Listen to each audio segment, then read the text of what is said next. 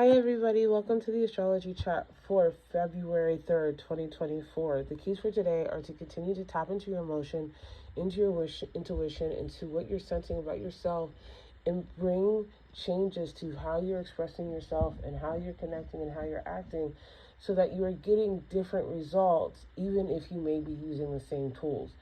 And I say this because this moon in Scorpio continues to have us tapping into our intuition, into the unseen, into the spirit of the things, being able to see the value or what's beneath the surface. And it's making a sextile to Mars and Mercury in Capricorn. And so both of these elements are actually very happy here, right?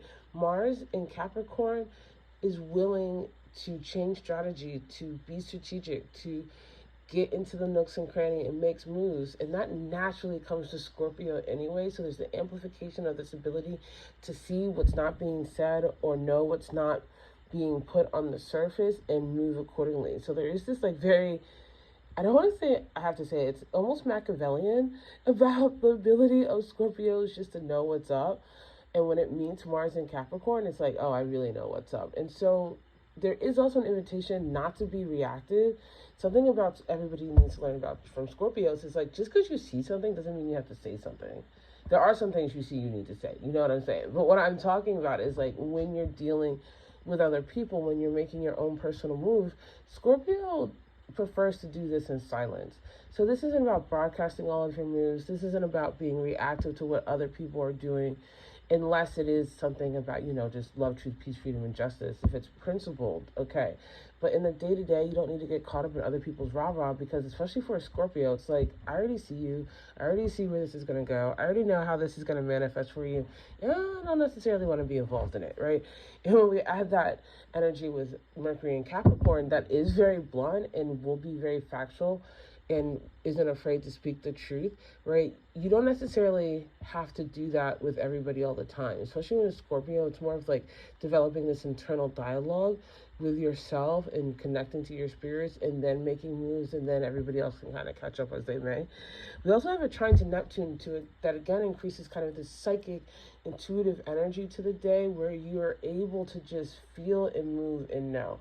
And when you allow yourself to embrace that energy, and not in a way that necessarily has to be reactive or over expansive, just in this day-to-day practice of trusting yourself, of making moves, of allowing yourself to adjust and tweak yourself internally for your soul, it sets a very solid vibration, a very spiritual vibration to your life. Now, we do have an opposition to Uranus, and on the upside, this can lead to unexpected encounters, unexpected awarenesses, new ideas. It can really shake you up in a good way. So that's why you need to just kind of go with the flow. You don't necessarily have to look for something to get into today. The spirit and the universe is going to bring you something today. And whatever comes to you, you always have the sovereign right of deciding if you're going to engage in it or not, right? You have the decision to decide what you're going to do with your energy, and so use it. But don't be closed. Let yourself be open. Continue to embrace change. Even if it looks like it's mundane, change is going to help you. It's not going to harm you, especially if you're not just doing something to do something or feel something to feel something, but you're thinking long term. All of this energy is about the long term. It's not just instant gratification. It's about making moves for your long term.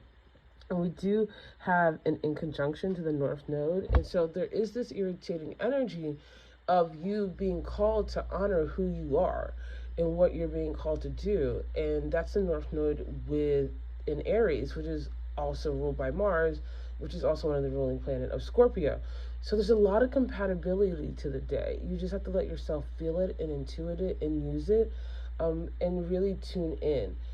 Say yes to a surprise, but don't say yes to being extra. I feel like I need to remind you that not everybody wants to move in integrity. Not everybody wants to be accountable. And for when you encounter those people, you know how to move, just make sure you're not one of them.